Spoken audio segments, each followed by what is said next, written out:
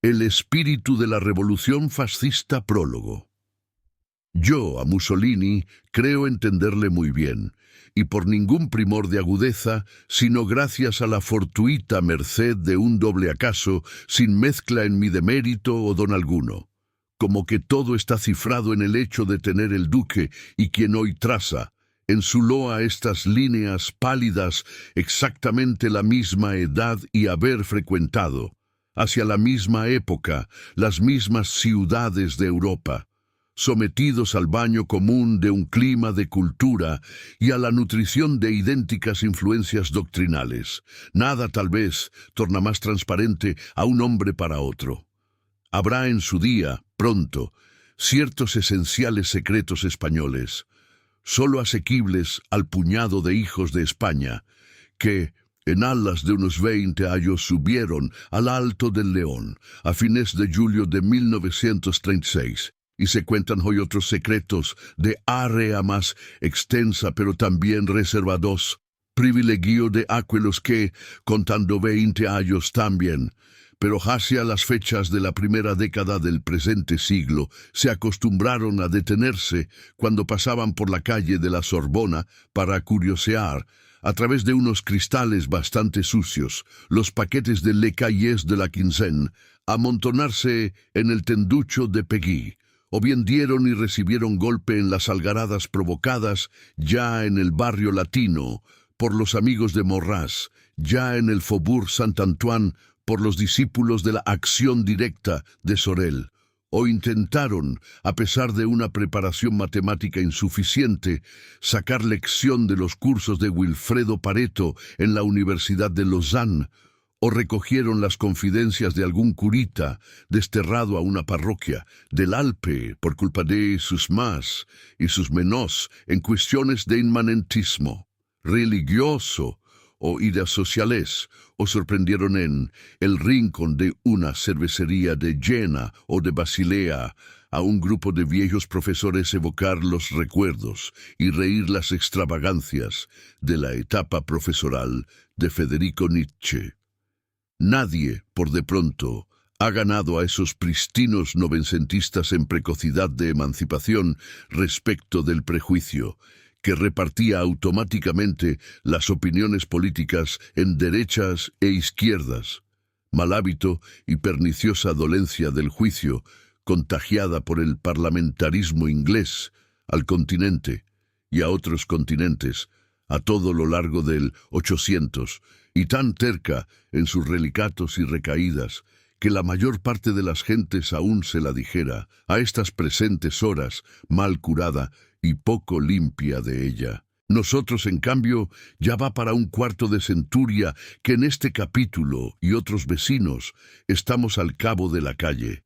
Y así, cuando un día hemos visto a nuestro contemporáneo y condiscípulo Benito Mussolini, hijo de Forli y autodidacta, original como un adolescente, por lo mismo que cuadragenario, levantarse en tensión y marchar derecho a la dictadura personal, dejando atrás a sus antiguos camaradas, los socialistas, y a sus recientes aliados, los excombatientes, arrastrando empero tras de sí a lo mejor de las huestes de los unos y los otros, bajo la acción de un fuego que no les aclaraba las mentes todavía, pero que les encendía los corazones ya. No hemos pensado ni un momento que hubiera aquí el tránsito de una izquierda a una cualquier derecha. Por lo que a mí toca, formalmente aseguro que la nota sindicalista siempre me ha parecido esencial en el fascio y en sus secuelas. Como desde antes, la nota cultural y tradicionalista me había parecido posible en la acción sindical, no en los inicios, bajo la apariencia de lo que muchos juzgaron entonces mutación brusca.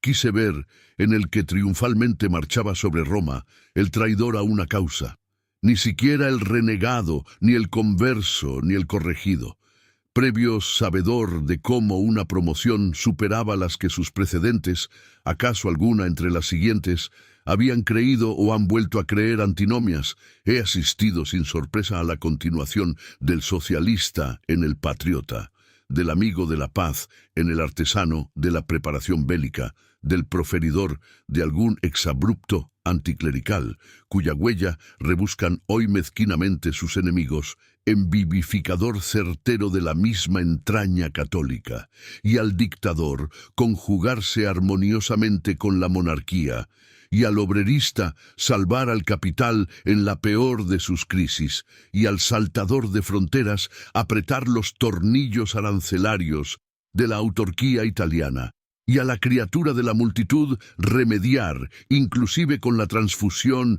de sangre, las por ventura anemiadas virtudes de las selecciones aristocráticas. Y he apreciado, a través del tiempo y por encima de las anécdotas, la soberbia unidad en la vida y en la obra de un hombre, que ya pensaba como un estadista cuando se ganaba el pan, como un jornalero, y que sigue siendo un campesino cuando ya es casi un emperador. Con el tiempo, y con el éxito, esta superior coherencia de una personalidad ha acabado de todas suertes por imponerse al público.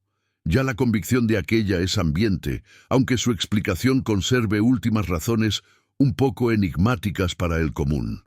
Y en verdad cabría decir que, si en el presente volumen antológico la puntual y bien estructurada aducción de textos no viniera a demostrar otra tesis, lo que con él se hubiera logrado es hundir una puerta abierta.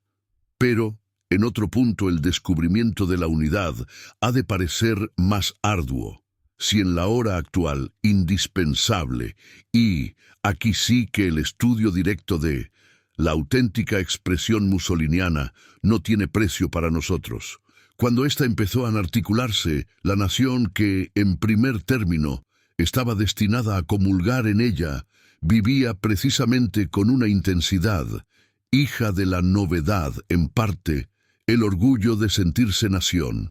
Orgullo exacerbado inevitablemente por la guerra recientísima y por la victoria, como a través de los velámenes en que ésta se frustró. Así, necesitado de una eficacia popular inmediata y encima de ello, sincero vindicador de una dignidad nacional escarnecida en Versalles y en los varios incidentes internacionales, epílogo y ultílogo del Tratado de Paz, el fascismo no podía por menos que presentarse como un continuador de la empresa patriótica del Risorgimento y heredar, con el patrimonio de sus fecundas esencias patrióticas, una parte de la carga de sus principios teóricos. Entre ellos figuraba el llamado principio de nacionalidades. En nombre del principio de nacionalidades se habían logrado la unidad y la independencia italianas. Adversario, empero, de la democracia, cómo el fascio podía avenirse a semejante postulado, traducción exacta del individualismo a la política internacional, como el liberalismo lo es respecto de la política interior. Y, más gravemente aún, si era cierto que la memoria del Risorgimento había entrado, a título de una adquisición más, en el acervo de la tradición del país, ¿cómo olvidar que memoria más alta y tradición de más secular abolengo le eran antagónicos en el sentido, la memoria y la tradición del Imperio Romano? Título primero, cuya invocación no podía excusar quien al marchar sobre Roma obedecía indudablemente a la vocación de restaurar Roma, de restaurarla en su plenitud, es decir, en su idea universal, que no se acomoda o se acomoda malamente con las soberanías localmente parciales, con las policías oblicuas, como Dante las llamaba.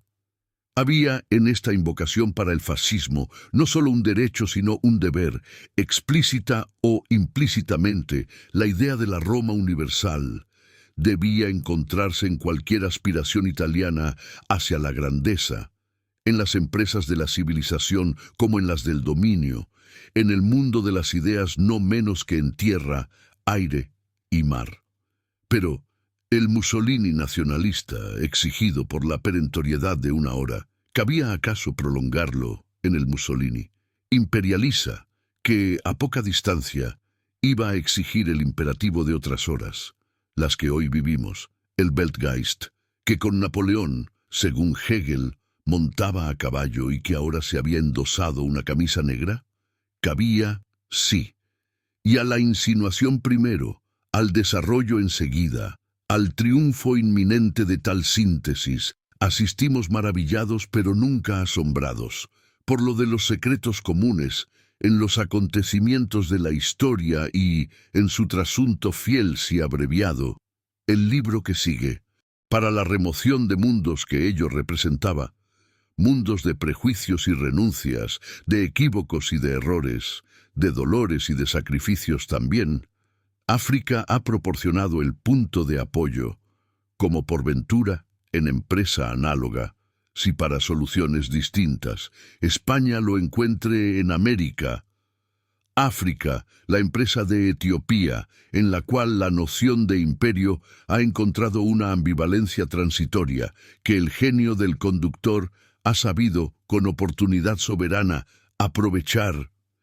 Aquellos mismos lagos helvéticos, junto a los cuales él, 30 años atrás, había intentado captar las lecciones de la economía paretiana, oyeron ahora y yo cerca de ellos las primeras palabras públicas de confesión de una voluntad sobrenacional de pujanza, inspiradas, ordenadas, por quien ya palabra no dice que no esté preñada de realidades hasta el cuello.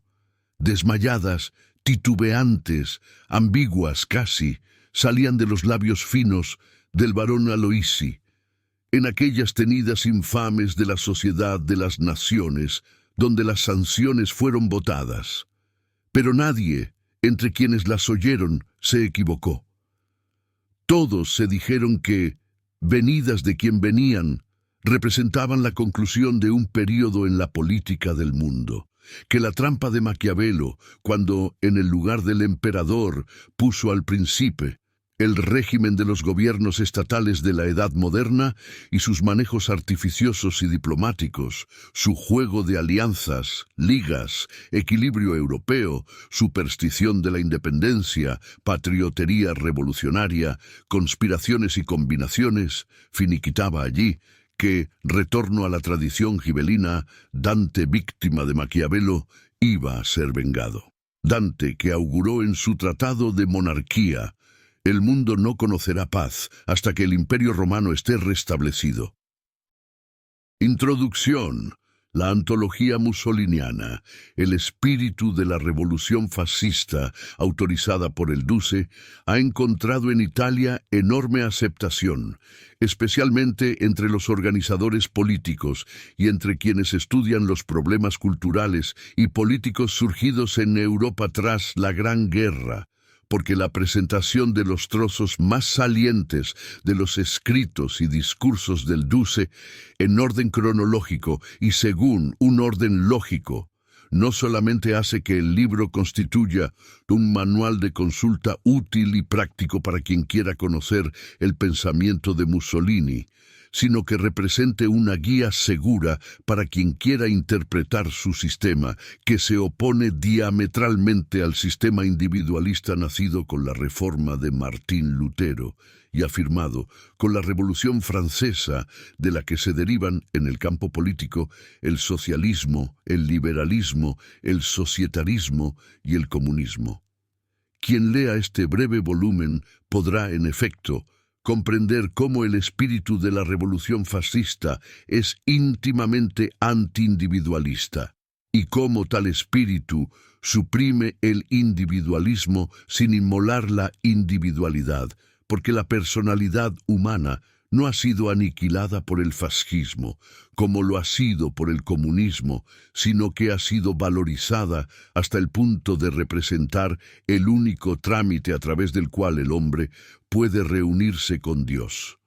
Con la lectura de este libro, el pueblo americano podrá comprender además cómo la religiosidad del fascismo es una religiosidad verdadera porque se apoya en la trascendencia y no se confunde con la religiosidad de las modernas filosofías inmanentísticas de marca idealista.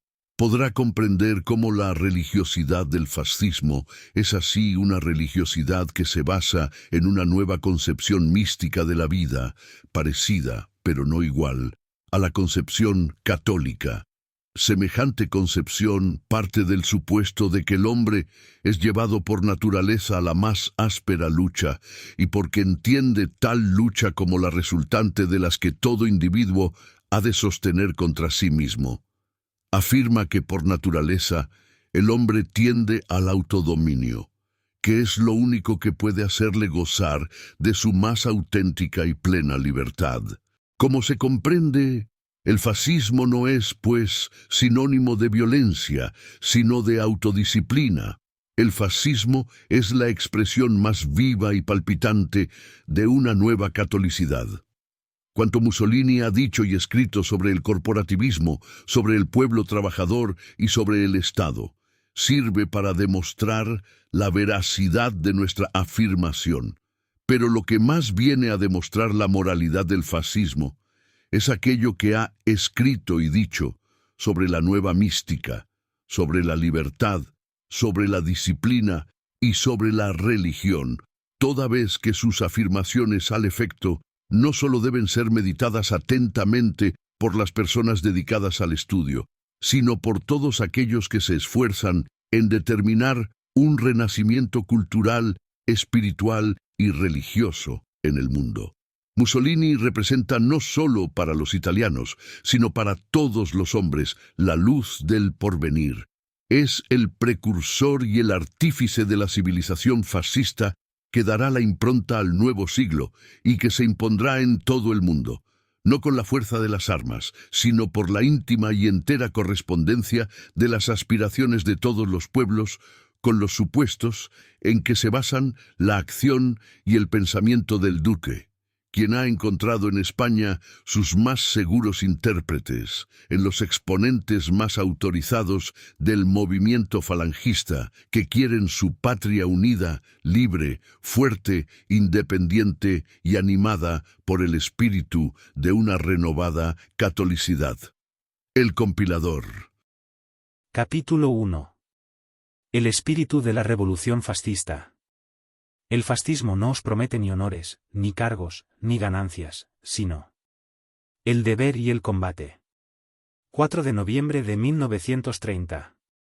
No hay que tener miedo a ser valiente. 18 de septiembre de 1933. Es necesario obrar, moverse, combatir y, si hace falta, morir. La sangre es quien pone en marcha la rueda rechinante de la historia. Contra la neutralidad, 13 de diciembre de 1914. La roca es la masa, la mina la voluntad. La mina hace saltar las rocas. Poned una voluntad de acero, tensa e implacable, contra una masa, y conseguiréis despedazarla. Darle valor al individuo. No frenar a los audaces. No dejar nada a medias. No rehuir ningún riesgo, ningún peligro. No dejar prevalecer los criterios estáticos de la burocracia sobre los impulsos dinámicos del individuo. Hay que fijar, a priori, esta verdad: nada es imposible. Arriesgarse, en Il Popolo de Italia, 13 de junio de 1918. Nuestra lucha es más ingrata, pero es más hermosa porque nos exige contar solamente con nuestras propias fuerzas. Nosotros hemos rasgado todas las verdades reveladas, hemos escupido sobre todos los dogmas, hemos rechazado todos los paraísos y escarnecido a todos los charlatanes, blancos, rojos o negros, que ponen a la venta drogas maravillosas para hacer feliz al género humano. No creemos en los programas, en los esquemas, en los santos, en los apóstoles, sobre todo no creemos en la felicidad, en la salvación ni en la tierra prometida. No creemos en una solución única, ya sea económica, política o moral, en una solución simplista de los problemas de la vida, porque, oh, ilustres beatos de todas las sacristías, la vida no es lineal y no la reduciréis jamás a un segmento encerrado entre necesidades primarias. Es necesario navegar, en Il Popolo de Italia, 1 de enero de 1920. Nosotros queremos ayudar a este renacimiento de los valores espirituales y morales, y queremos ayudarle con las obras escritas y ejecutadas. Discurso de Trieste, 20 de septiembre de 1920. ¿El fascismo es una gran movilización de fuerzas materiales y morales, que se propone? Lo decimos sin falsa modestia, gobernar la nación, ¿con qué programa? Con el programa necesario para asegurar la grandeza moral y material del pueblo italiano. Nosotros exaltamos valores morales y tradicionales que el socialismo olvida o desprecia, pero sobre todo, el espíritu fascista rehúye todo lo que sea hipoteca arbitraria del misterioso futuro. No creemos en los programas dogmáticos, en esa especie de marcos rígidos que habrían de encuadrar y sacrificar la mudable, cambiante y compleja realidad. Nos permitimos el lujo de asumir y conciliar y superar aquellas antítesis en las que los demás se embrutecen fosilizándose en un monosílabo afirmativo o negativo. Nos permitimos el lujo de ser aristocráticos y democráticos, conservadores y progresistas, reaccionarios y revolucionarios, legalistas y antilegalistas, según las circunstancias de tiempo, de lugar, de ambiente, en una palabra, de historia, en las cuales estamos obligados a vivir y obrar. El fascismo no es una iglesia, sino más bien una palestra. No es un partido, es un movimiento, no tiene un programa utópico para el año 2000, por la sencilla razón de que el fascismo construye día a día el edificio de su voluntad y de su pasión. A los 2 años, en Il Popolo de Italia, 23 de marzo de 1921. Nosotros no hacemos de la violencia una escuela, un sistema, ni mucho menos una estética. Somos violentos cuantas veces hay que serlo. Pero os digo que es necesario conservar en la violencia necesaria del fascismo una línea, un estilo natamente aristocrático o, si os parece mejor, natamente quirúrgico. Discurso de Bolonia, 3 de abril de 1921. El fascismo debe desear que dentro de sus fronteras no existan más venecianos, romañoles, toscanos, sicilianos y sardos, sino italianos, solo italianos. No exaltamos la guerra por la guerra misma, como no exaltamos la paz por la paz. El régimen es el traje que debe adaptarse a la nación, y no la nación quien tiene que adaptarse al régimen. Discurso del Augusteo, 9 de noviembre de 1921. ¿Quién dice jerarquía dice escala de valores humanos? ¿Quién dice escala de valores humanos? Dice escala de responsabilidades y deberes. ¿Quién dice jerarquía? Dice disciplina. Pero sobre todo, ¿quién dice jerarquía? Toma de hecho una actitud de batalla contra todo lo que, en el espíritu o la vida, tiende a rebajar o destruir los rangos necesarios. Hemos dicho necesarios, no solamente tradicionales. La tradición es ciertamente una de las más grandes fuerzas espirituales de los pueblos en cuanto es una creación sucesiva y constante de sus almas. Pero nosotros no podemos aceptar la tesis absoluta de que todo lo que es tradicional es sagrado, inmutable e intangible, y por tanto, también las jerarquías que hizo la tradición, porque la historia nos ofrece, por el contrario, toda una sucesión de jerarquías que nacen, viven, se transforman, declinan y mueren. Se trata, pues, de conservar los valores de las jerarquías que no han agotado su misión, se trata de injertar en el tronco de algunas jerarquías nuevos elementos de vida, se trata de preparar el advenimiento de nuevas jerarquías. De esta manera se suelda la cadena entre pasado y porvenir. Nosotros no renegamos del pasado. Sería renegar de nosotros mismos. Nosotros somos ya pasado, por el mero hecho de que vivimos en el presente, respecto a dos que han de venir, pero no pretendemos cerrar el camino al futuro, porque nuestro presente es ya de por sí un futuro respecto de aquellos que nos han precedido. Y esto, no solo desde un punto de vista cronológico. Ante las palabras y los conceptos de derecha e izquierda, conservación y renovación, tradición y progreso, nosotros no nos agarramos desesperadamente al pasado como tabla suprema de salvación, ni nos lanzamos de cabeza entre las nieblas seductoras del porvenir. Breve preludio en Jerarchía, 25 de enero de 1922. Cueste lo que cueste, Italia no hará ya más una política de renunciaciones o de bajezas. Discurso de Udine, 20 de septiembre de 1922. La democracia ha quitado estilo a la vida del pueblo. El fascismo se lo devuelve al darle una línea de conducta, esto es, color, fuerza, pintoresquismo, sorpresa y mística, todo aquello en fin, que cuentan el alma de la multitud. Nosotros pulsamos la lira en todas sus cuerdas, desde la de la violencia a la de la religión, de la del arte a la de la política. Somos políticos y somos guerreros. Hacemos sindicalismo y también damos batallas en las calles y plazas. Este es el fascismo tal como fue concebido y ejecutado. Discurso de la Chiesa de Milán, 4 de octubre de 1922. Nosotros hemos creado nuestro mito. El mito es fe y pasión. No es necesario que sea una realidad. Es una realidad en el hecho de que es un estímulo, una esperanza, de que es fe y valor. Nuestro mito es la nación, nuestro mito es la grandeza de la nación. Y a este mito, a esta grandeza que queremos traducir en realidad, subordinamos todo. Para nosotros, la nación es sobre todo espíritu y no solamente territorio. Hubo estados que tuvieron inmensos territorios y no han dejado la menor huella en la historia humana. No es solamente número, porque ha habido en la historia estados pequeñísimos, microscópicos, que han dejado documentos memorables, imperecederos, en arte y en filosofía. La grandeza de la nación es el conjunto de todas esas virtudes, de todas esas condiciones. Una nación es grande cuando encarna en realidad la fuerza de su espíritu. Discurso de Nápoles, 24 de octubre de 1922. Yo afirmo que la revolución tiene sus derechos.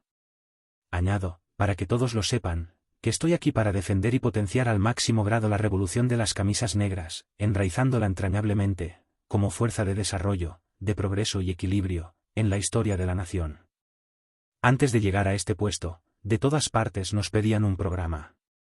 No son, programas lo que falta en Italia, sino hombres y decisión de aplicar los programas.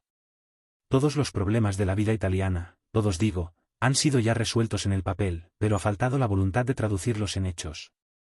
El gobierno representa hoy esta firme y decidida voluntad. El primer discurso presidencial, 16 de noviembre de 1922. Se podían elegir dos métodos, el ruso o el latino. La revolución de Moscú, una vez sustituidas las personas por medio de la muerte física, se lanzó sobre la máquina y la destrozó en 1000 pedazos. El péndulo saltó de un extremo a otro. Error. Ahora vuelve hacia atrás. La revolución fascista no destruye por completo y de una vez esa máquina delicada y compleja, que es la administración de un gran Estado, procede por grados, por partes. Así ocurre que Moscú vuelve al punto de partida, mientras Roma se aleja con regularidad inexorable. La revolución fascista puede hacer suya la frase, nulla dies sine linea. Este proceso lógico y seguro desanima más que ningún otro a los adversarios de la revolución fascista. Les falta la posibilidad de especular sobre las exageraciones del nuevo régimen. Moscú da la sensación de un terrible salto en el que se rompe la crisma. Roma da la idea de una marcha de encuadradas legiones. Moscú se envuelve, Roma se desenvuelve. Segundo tiempo en jerarquía, enero de 1923. Si faltase la voluntad de colaboración, está la fuerza. Para todas las disposiciones, aun las más duras que tome el gobierno, pondremos a los ciudadanos ante este dilema, o aceptarlas por alto espíritu de patriotismo, o sufrirlas. Respuesta al ministro de Hacienda, 7 de marzo de 1923. Llegaremos a la meta, si cada uno de vosotros graba en su corazón las palabras que resumen la consigna de esta hora inefable en la historia del pueblo, el trabajo, que poco a poco ha de rescatarnos de la esclavitud extranjera, la concordia, que debe hacer de todos los italianos una sola familia, y la disciplina por la cual, en un momento dado, todos los italianos se convierten en un solo hombre y marchan juntos hacia la misma meta. Discurso de Florencia, 19 de junio de 1923. Cuando la patria está en peligro, el deber de todos los ciudadanos, del más alto al más bajo, es solo uno: combatir, sufrir, si es necesario, morir. En la consagración de los combatientes, 24 de junio de 1923. Nuestra batalla fue dirigida sobre todo contra una mentalidad de renuncias, contra un espíritu siempre más dispuesto a huir que a aceptar las responsabilidades, fue dirigida contra los malos hábitos de la política parlamentaria, contra el libertinaje que profanaba el sagrado nombre de la libertad. En la fiesta civil de Perusa por la marcha sobre Roma, 30 de octubre de 1923. No se debe perder la costumbre del riesgo y del valor, porque la vida debe ser arriesgada y reconquistada cotidianamente, demostrando que se está dispuesto a perderla cuando es necesario. A la aviación italiana, 6 de noviembre de 1923. Aun siendo el fascismo un fenómeno típicamente italiano, no hay duda de que algunos de sus postulados son de orden universal, porque muchos países han sufrido y sufren por la degeneración de los sistemas democráticos y liberales. El amor a la disciplina, el culto a la belleza y a la fuerza, el valor de la responsabilidad, el desprecio de todos los lugares comunes, la sed de realidad, el amor al pueblo, aunque sin adulaciones grotescas. Estas premisas fundamentales de la concepción fascista pueden servir también para otros países. Respuesta a Primo de Rivera, 22 de noviembre de 1923. Para comprender el movimiento fascista debe abarcársele en toda su amplitud y profundidad de fenómeno espiritual. Sus actos han sido los más potentes y decisivos, pero no hay que pararse en eso. El fascismo italiano no ha sido, en efecto, tan solo una revuelta política contra los gobiernos débiles e incapaces que habían dejado perder la autoridad del Estado y amenazaban detener a Italia en el camino de su mayor desarrollo, sino que ha sido una revolución espiritual contra todas las viejas ideologías que corrompían los sagrados principios de la religión, de la patria y de la familia. Revolución espiritual, pues el fascismo ha sido dictado directamente por el pueblo. Un mensaje al pueblo inglés, 5 de enero de 1924. Hay que estar ajeno a los negocios, no del purismo y de la veteranía, a base de la vieja guardia, del fascismo de la primera hora o de la hora 24, es simplemente ridícula.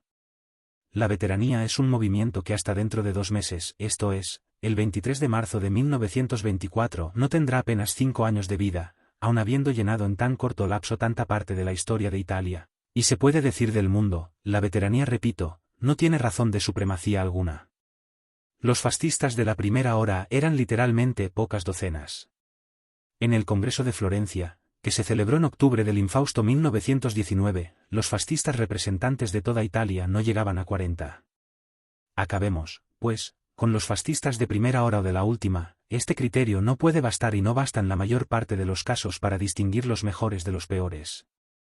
Del mismo modo hay que acabar con el concepto de una pureza original fascista de la cual tendrían el monopolio ciertos espíritus privilegiados, especie de fríos e incorruptos ascetas de la política. Esta clase de puritanismo es altamente sospechoso. No es la primera vez que ocurre, al arrancar la máscara, encontrar debajo, en lugar del rostro del apóstol, la faz ambigua e hipócrita del impostor. En la Asamblea del Partido Nacional Fascista, 28 de enero de 1924. Hay que darse cuenta una vez más, de que nosotros tenemos el sacrosanto deber de amparar nuestras ideas, de exaltar el sacrificio de nuestros mártires, de tener fe en nuestra revolución. Si los enemigos, aislados o en grupo, vienen contra nosotros, tenemos un solo deber, el de vencerlos y desarticularlos. Hay que estar o en pro o en contra. O fascismo o antifascismo. El que no está con nosotros, está contra nosotros. 5 años después de San Sepolcro, 24 de marzo de 1924. Ciudadanos, cuanto más grande es la victoria, mayores son los deberes, deberes de trabajo, de disciplina y de concordia nacional. Al pueblo de Roma, 10 de abril de 1924. Dirán nuestros adversarios, aquellos que pertenecen a la Italia paralítica, que nosotros celebramos a nuestros héroes marchando por las calles. Y precisamente esta es la característica de las nuevas generaciones, marchar, estar siempre dispuestos a marchar, no pararse sino el tiempo necesario para precisar la meta y así alcanzarla más deprisa. Alfredo Oriani, 27 de abril de 1924. ¿Solo los italianos pueden decirse, entre todos los pueblos, descendientes legítimos de Roma? Esto que es un orgullo, no debe ser un orgullo pasivo, es preciso ser dignos de aquella grandeza, pero no hay que vivir a costa de ella. No hay que estar siempre volviendo el rostro al pasado y decir, somos grandes porque fuimos grandes, no. Seremos grandes cuando el pasado no sea para nosotros más que el pedestal de combate para marchar al encuentro del porvenir. Cuando el pasado, en vez de ser un punto muerto de nuestra existencia, sea en cambio un impulso, un fermento de vida.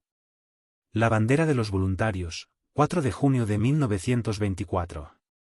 Evitemos aquellas manifestaciones que podrían trabar la necesaria libertad de acción para el futuro, dejemos incluso las armas en el desván, pero mucho ojo, no nos adormilemos, porque podría darse el caso de que mientras nosotros andábamos desarmados con todo un bosque de ramos de olivo, los otros nos obligasen a luchar en condiciones de absoluta inferioridad. Vivir peligrosamente, 2 de agosto de 1924. Este consejo ha sido importante porque, ante todo, ha demostrado que no existen tendencias. El fascismo no las ha tenido nunca ni las tendrá jamás. Cada uno de nosotros tiene su temperamento, cada uno tiene su susceptibilidad, su psicología individual, pero hay un fondo común en el cual todo eso queda nivelado, y como nosotros no prometemos nada definitivo para el porvenir, sino que trabajamos por el presente con todas nuestras fuerzas, así creo que el Partido Nacional Fascista no será jamás aburrido, vejado y empobrecido por las interminables discusiones tendenciosas que constituían en tiempos, en la pequeña Italia de ayer, la pequeña distracción de la no menos pequeña burguesía italiana. Síntesis de lucha política, 7 de agosto de 1924. No negamos el derecho a la oposición. No queremos obligar a todos los italianos a pensar como nosotros ni a creer lo que nosotros creemos, no queremos la nivelación general de los espíritus, porque una Italia reducida a este estado sería insoportable, pero no permitimos que se violente la realidad hasta el punto de negar todo el bien que hemos querido y hemos realizado. Sobre todo y ante todo, no permitimos y no permitiremos jamás que se vilipendie el sacrificio indecible de nuestros 3000 muertos que son la custodia, la garantía de que el fascismo no traicionará sus gloriosos destinos. Al pueblo de Nápoles, 16 de septiembre de 1924. El fascismo no puede ni quiere ser la guardia de los privilegios del individuo o de la clase, sino que quiere ser la gran guardia que tutela la seguridad y la grandeza indudable del pueblo italiano. En honor de Giovanni Pascoli, 21 de septiembre de 1924. Hay que estar ajeno a los negocios, no hacerlos, negarse incluso a oír hablar de ellos, declarar que son extraños a nuestra mentalidad de fascistas, y cuando existan necesidades que impongan tales negocios hay que hacerlos a la clara luz del sol. La política interior en el Senado, 5 de diciembre de 1924. En la silenciosa coordinación de todas las fuerzas bajo las órdenes de uno solo, está el secreto perenne de toda victoria. Jerarchía, febrero de 1925. Con el amor, si es posible, con la fuerza, si es necesario, queremos que todos los italianos se consideren como un ejército movilizado para las obras de paz, y si hace falta, para las obras de guerra. En el decenario de la intervención, 24 de mayo de 1925. Hay que mejorar el estilo. Hacerlo más severo en los gestos, en las palabras, en los individuos. Fascismo y sindicalismo, jerarquía, mayo de 1925. Hoy la nación se da su osatura jurídica, política y moral y se convierte en Estado. Estamos ya en la cima perfecta. Todo esto nos impone rudos deberes y un alto y consciente sentido de responsabilidad, no solamente colectiva, sino individual. Cada uno de vosotros debe considerarse como un soldado aun cuando no lleve el uniforme, un soldado cuando trabaja en la oficina, en el taller o en el campo, un soldado unido a todo el resto del ejército, una molécula que siente y pulsa con el organismo entero. El gobierno se considera como el Estado Mayor de la nación que se esfuerza en la obra civil de la paz. El gobierno está insomne porque no permite que los ciudadanos sean vagos, el gobierno es duro porque considera que en el Estado no tienen derecho de ciudadanía los enemigos del Estado, el gobierno es inflexible porque siente que en estos tiempos de hierro, solo las voluntades inflexibles pueden marchar. Todo lo demás es niebla que se disipa al primer rayo de sol. Segundo aniversario de la marcha sobre Roma, 28 de octubre de 1925. En estas horas de éxito es cuando hay que vigilarse y ser fiscal implacable de sí mismo, porque la victoria conduce al optimismo y el optimismo a esa laxitud facilona, blanda, especie de descuido espiritual, muy italiano en otros tiempos, que desemboca en el desastre. Hay que ser pesimistas en la victoria. Sobre todo en la victoria. No abandonarse.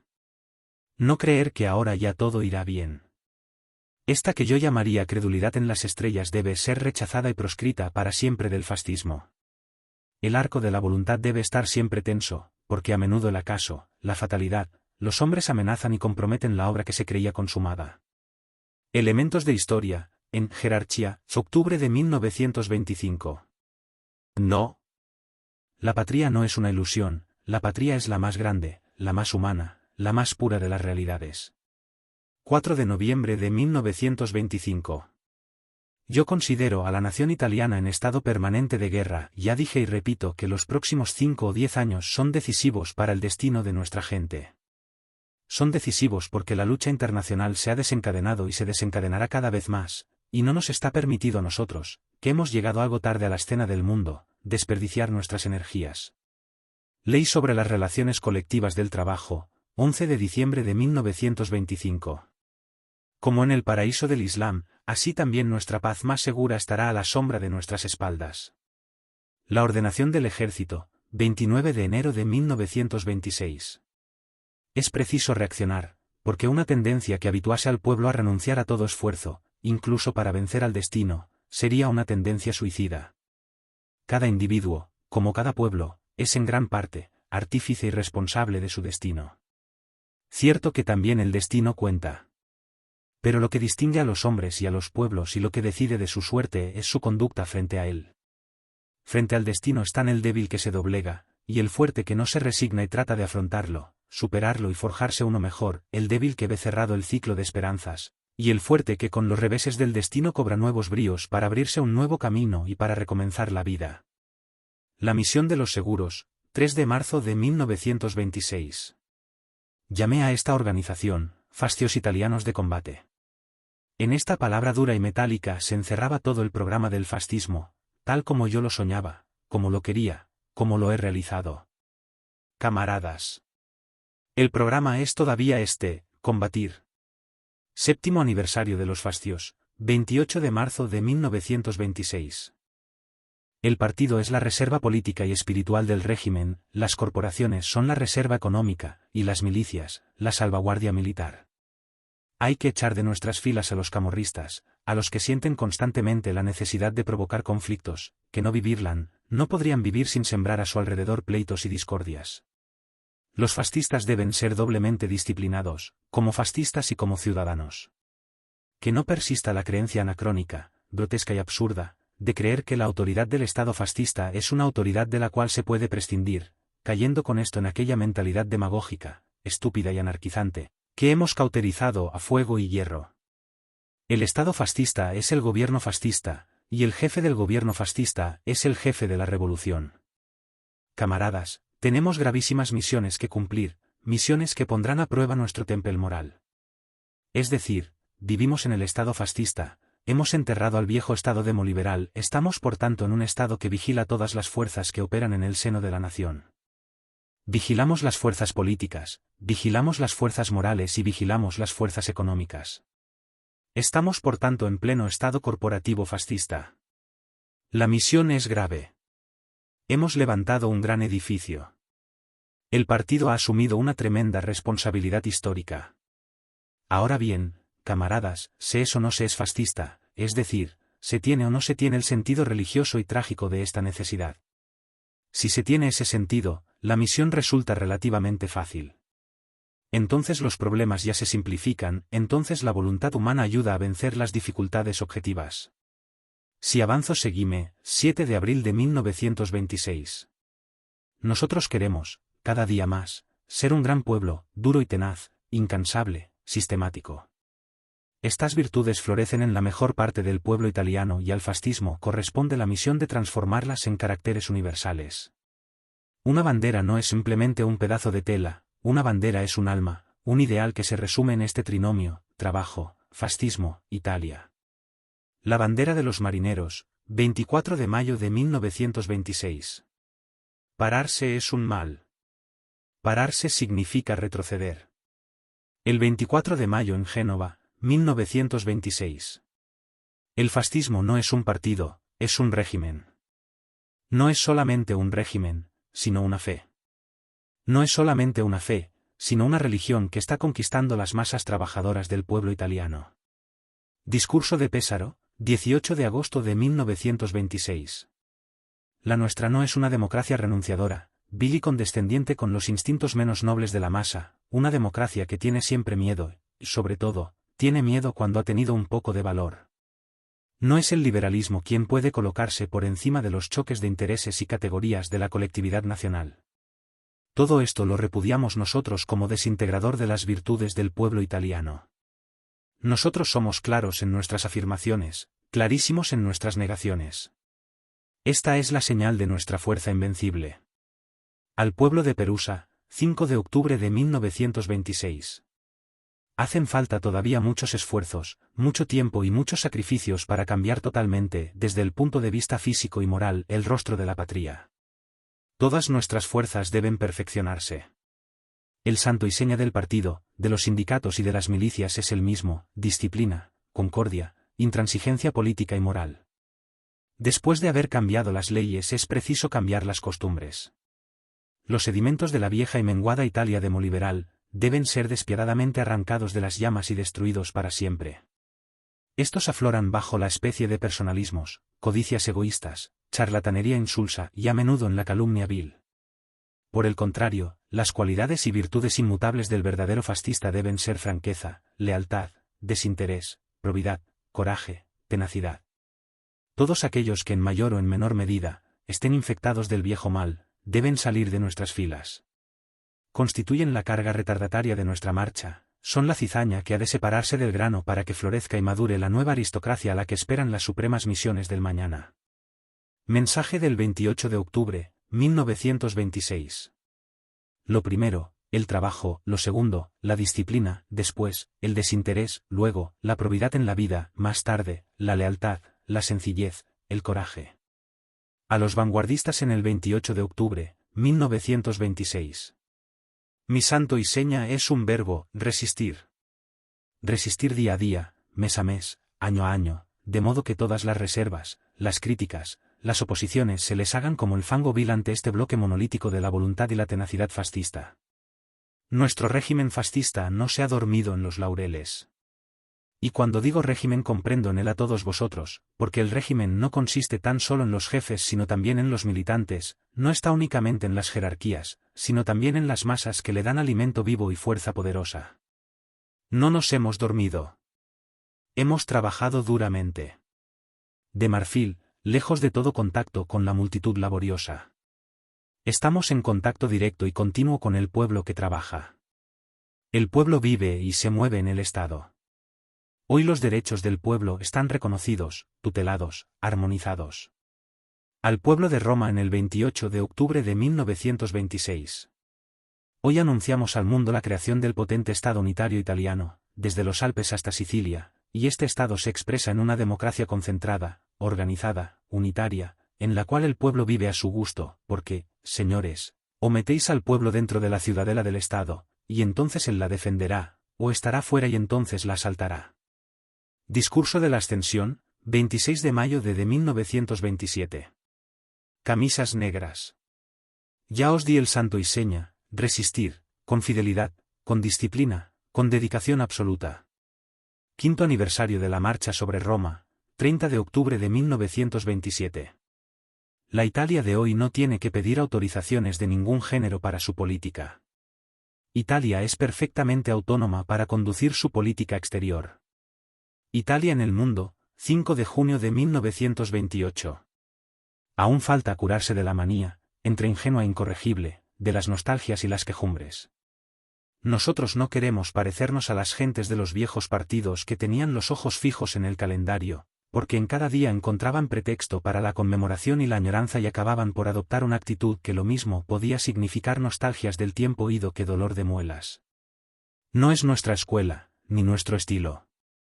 Nosotros vivimos siempre en el mañana, y si recordamos el ayer es solamente por un simple cuidado de documentación cronológica. La historia se encargará de hacer la historia. Diana del Tiempo Nuevo, 9 de diciembre de 1928. Una nación existe en cuanto es un pueblo asciende en cuanto es numeroso, laborioso y ordenado. La resultante de este fundamental trinomio es la potencia. En la Asamblea Quinquenal del Régimen, 10 de marzo de 1929. Creen que nuestro movimiento es una reacción, cuando es una revolución; creen que se trata de una tiranía, cuando es todo un pueblo que se gobierna a sí mismo; creen que nosotros no somos capaces de sacrificios todavía más grandes que los que hemos soportado hasta llegar a Vittorio Veneto. La voluntad del fascismo no es solamente férrea y decidida, sino también matemática, porque en vez de retroceder ante los obstáculos siente la seducción de acercarse a ellos y vencerlos, porque estoy seguro de que el pueblo italiano, con tal de no permanecer prisionero en el mar que fue de Roma, sería capaz de sacrificios incluso excepcionales. Discurso de Florencia, 17 de mayo de 1930. Quien hace historia no siente en modo alguno la necesidad de escribirla, a lo sumo, puede dar una explicación. Por otra parte, estamos al comienzo, si se comienza a sentir nostalgia de las fechas, de lo que fue, de lo que no puede volver. Nosotros, en cambio, miramos con ojos abiertos el futuro, y lo que debemos conquistar nos interesa mucho más que lo ya conquistado. La vida y la gloria de las naciones está en ese espíritu de futuro, en ese proyectarse más allá de lo actual. Esta incapacidad de cansancio es el signo heroico de la fe fascista.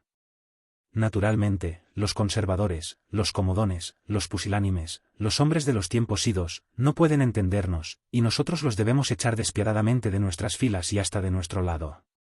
Quien no está dispuesto a morir por su fe, no es digno de profesarla. Mensaje en el año 9, 27 de octubre de 1930. Son extrañas al espíritu del fascismo, aunque se acepten a veces por la utilidad que puedan tener en determinadas situaciones políticas, todas las construcciones internacionales y societarias que, como demuestra la historia, pueden dispersarse al viento cuando elementos sentimentales, ideales y prácticos agitan cual huracanes el corazón de los pueblos. El fascismo repudia los abrazos universales y aun viviendo en la comunidad de los pueblos civiles, los mira de hito en hito, vigilante y desconfiado, atento a su estado de ánimo y a la transformación de sus intereses, sin dejarse engañar por apariencias mudables y falaces. El Estado fascista es una voluntad de potencia y de imperio. La tradición romana es para nosotros una idea de fuerza. En la doctrina del fascismo el imperio no es solamente una expresión territorial, militar o mercantil, sino espiritual y moral. Se puede pensar en un imperio, esto es, en una nación que directa o indirectamente guía a las demás naciones, sin necesidad de conquistar un solo kilómetro cuadrado de territorio. Para el fascismo la tendencia al imperio, o sea la expansión de las naciones, es un signo de vitalidad, lo contrario es un síntoma de decadencia. Los pueblos que surgen o resurgen son imperialistas, mientras que los que renuncian mueren. El fascismo es la doctrina más adecuada para representar las tendencias, los estados de ánimo de un pueblo como el italiano, que renace tras muchos siglos de abandono y de servidumbres extranjeras. Pero el imperio pide disciplina, coordinación de esfuerzos, deberes y sacrificio. Esto explica muchos aspectos de la actividad práctica del régimen, el rumbo de muchas fuerzas del Estado y la severidad necesaria contra aquellos que querrían oponerse a este movimiento espontáneo y fatal de Italia en el siglo XX, y oponerse en nombre de las ideologías superadas del 800, objeto de repudio en todas partes donde se osan grandes experimentos de transformación política y social. Nunca como en estos momentos han tenido los pueblos tanta sed de autoridad, de guía, de orden. La doctrina del fascismo. Queremos que los jóvenes recojan nuestra llama, se inflamen con nuestra fe y estén alerta y decididos a proseguir nuestro esfuerzo. Hay que fascistizar todavía a aquellos que yo llamo los ángulos muertos de la vida nacional, no dejarse absorber demasiado por la administración cotidiana hasta el punto de renunciar a la alegría y la embriaguez del riesgo, estar dispuestos a todo aquello que pueda constituir la misión más severa de mañana. Primer discurso en el decenio, 17 de octubre de 1932. ¿Cuál es, pues, el santo y seña para el nuevo decenio a cuyo encuentro marchamos con alma de 20 años? La palabra es esta: caminar, construir, si es necesario, combatir y vencer. Al pueblo de Turín, 23 de octubre de 1932. La obra del régimen, y sobre todo la del Gran Consejo, debe dirigirse inflexiblemente a impedir que la letra mate al espíritu, que la materia mortifique los ideales, que las pequeñas necesidades, intereses, apetitos de los individuos, puedan prevalecer sobre los intereses generales del pueblo. Nunca se recordará bastante que el fascista tiene una doble suma de deberes que cumplir, en comparación con los demás ciudadanos. En ninguna sesión del Gran Consejo se dejó de incitar a los jefes y a los militantes para que fuesen y sean dignos de la revolución. La revolución es una idea que ha encontrado bayonetas, pero las bayonetas las llevan los hombres. Todo depende de la calidad humana y la revolución en su desarrollo dependerá de la capacidad, del temple y del carácter de los hombres. Prólogo a las Actas del Gran Consejo, 13 de enero de 1933. Los grandes principios de nuestra revolución fueron proclamados en el ardor de aquella reunión, allí reivindicamos la intervención en la guerra y la victoria, allí surgió la condena de los partidos derrotistas y de los grupos renunciadores, la acusación contra los dirigentes demoliberales abúlicos y pusilánimes, el reconocimiento de las virtudes del pueblo italiano, la incitación a salir al encuentro al trabajo que tornaba de las trincheras, la necesidad del sindicalismo nacional, la demolición del parlamentarismo, la llamada a las fuerzas jóvenes, el desprecio por los lugares comunes, el sentido unitario y la afirmación soberana del Estado, y, sobre todo, una concepción de la vida basada en el deber, en la disciplina, en el combate. Mensaje en ocasión del 14º aniversario de los fascios, 23 de marzo de 1933. De los 6.000 años de historia humana que conocemos, se deduce una clara lección, esta, que hay que ser fuertes. Los pueblos fuertes tienen en tiempo de paz amigos cercanos y remotos, y en caso de guerra son temidos. Los pueblos débiles están solos y olvidados en tiempo de paz, y en caso de guerra, corren el peligro supremo de ser derrotados. Hay que ser fuertes, ante todo por el número ***, porque si las cunas están vacías la nación envejece y decae. Hay que ser fuertes por el valor, no echarse atrás cuando se ha tomado una decisión, sino ir siempre adelante. Hay que ser fuertes por el carácter, de modo que el equilibrio no se turbe ni cuando la nación está iluminada por el sol de la gloria, ni cuando está quebrantada por los golpes inmerecidos del destino. Puedo expresarme en estos términos porque nadie será capaz de negarle al gobierno ni al pueblo italiano un deseo sincero de paz, del cual ya hemos dado pruebas. 14 años de dura lucha que nos han templado los veteranos en todas las pruebas, que han creado nuevas generaciones, impacientes de demostrar su energía y su valor, han hecho de este pueblo italiano, cuyo amor profundo llevo en el corazón, y es la razón misma de mi vida, una comunidad compacta, unida, concorde, que ningún elemento puede doblegar en lo más mínimo. Esta es la Italia fascista que se asoma al mediodía del siglo XX como la única nación que tiene una palabra y una doctrina salvadora y vital que dar a todos los pueblos civilizados de la tierra. Al pueblo de Cuneo, 24 de agosto de 1933. Puedo expresarme en estos términos porque nadie será capaz de negarle al gobierno ni al pueblo italiano un deseo sincero de paz, del cual ya hemos dado pruebas. 14 años de dura lucha que nos han templado los veteranos en todas las pruebas, que han creado nuevas generaciones, impacientes de demostrar su energía y su valor, han hecho de este pueblo italiano, cuyo amor profundo llevo en el corazón, y es la razón misma de mi vida, una comunidad compacta, unida, concorde, que ningún elemento puede doblegar en lo más mínimo. Esta es la Italia fascista que se asoma al mediodía del siglo XX como la única nación que tiene una palabra y una doctrina salvadora y vital que dar a todos los pueblos civilizados de la tierra. Al pueblo de Cuneo, 24 de agosto de 1933. Estamos todavía en marcha. La revolución no ha concluido. No puede concluir, porque es y debe ser siempre una creación continua de nuestro espíritu y de nuestra ansia de combate. Esta creación incesante es uno de los signos originales del régimen. A las camisas negras florentinas, 23 de octubre de 1933. Hoy, 28 de octubre del año 11, quiero daros una dura, una severa, una magnífica consigna, la de la supremacía italiana. La Italia fascista debe tender a la supremacía sobre la tierra, sobre el mar, en el cielo, en la materia y en los espíritus. Plantad en vuestro corazón esta certeza suprema, y haced que se convierta no solo en certeza, sino en voluntad concorde de todo el pueblo italiano. Discurso a los condecorados, 28 de octubre de 1933. Todavía un peligro puede amenazar al régimen, eso que suele llamarse espíritu burgués, o sea el espíritu de satisfacción, de adaptación, de tendencia al escepticismo, al pacto, a la vida cómoda y al enchufe. El fascista burguesado es ese para quien ahora ya no hay nada que hacer, ese a quien le fastidia el entusiasmo y piensa que hay demasiados desfiles, que ya llegó el momento de sentarse a descansar, que ya es bastante un solo hijo, y que, su casa, las zapatillas y el batín son la máxima exigencia.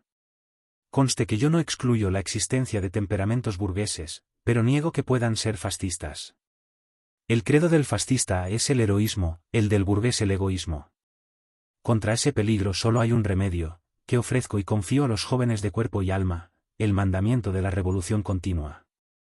Esto ahuyenta a los perezosos mentales, mantiene siempre alerta el interés del pueblo, no inmoviliza la historia, sino que desenvuelve sus fuerzas. Tal como la concebimos, la revolución es una creación que alterna la fatiga gris de la tarea cotidiana con los momentos fulgurantes de sacrificio y de gloria. Bajo los trabajos que son cortejo de la guerra, ya es posible percibir algo que será más evidente cada día, el cambio físico y moral del pueblo italiano. Los años pasan, y nuestra fe está intacta como en la víspera del combate. Solo nos desasosiega el ansia de acelerar el tiempo hasta el máximo, porque las tareas se multiplican y las jornadas nos parecen demasiado breves. Para que la labor rinda la medida que nos hemos impuesto, hace falta mantener la absoluta intransigencia ideal, la lealtad a los principios, la distinción, más neta cada vez, entre lo sacro y lo profano, y, en fin, la asidua vigilancia ante todo cuanto pueda empañar, por levemente que sea, el prestigio moral del régimen. La revolución tiene que cumplir muchas misiones delicadas e importantes. El clima es siempre duro. A los retardatarios, a los inciertos, a los nostálgicos los abandonaremos al margen del camino.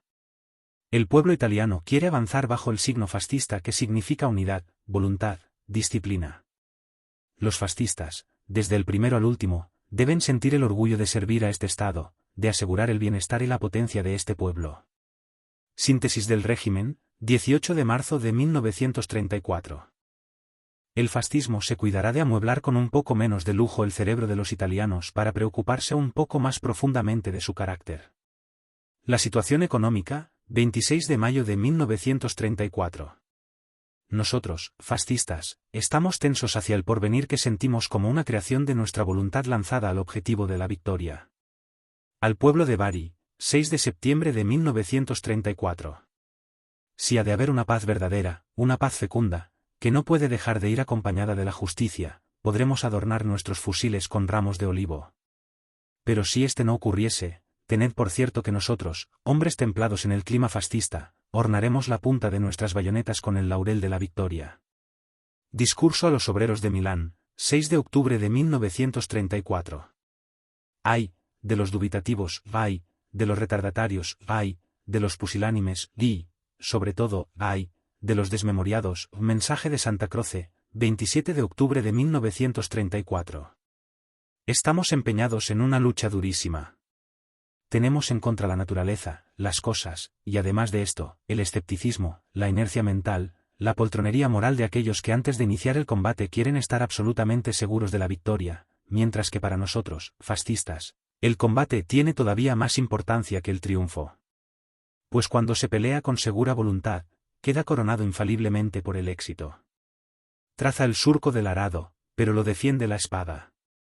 La cuchilla del arado y la lámina guerrera son entrambas de acero templado como late de nuestros corazones. El arado y la espada, 18 de diciembre de 1934. ¿No ha sido siempre el combate el último fin de todas nuestras esperanzas? ¿No nos caracteriza a nosotros, fascistas, el preferir el riesgo de una vida heroica al éxtasis de una existencia insulsa? En todas las pruebas que os preparáis a afrontar, cumplid la ley de la camaradería, todos para uno y uno para todos. Discurso de Eboli, 6 de julio de 1935. Habréis de estar en la primera línea del deber y el sacrificio, este es el único privilegio del cual podéis estar orgullosos en todo momento. Mensaje en el 13º aniversario de la Marcha sobre Roma, 28 de octubre de 1935.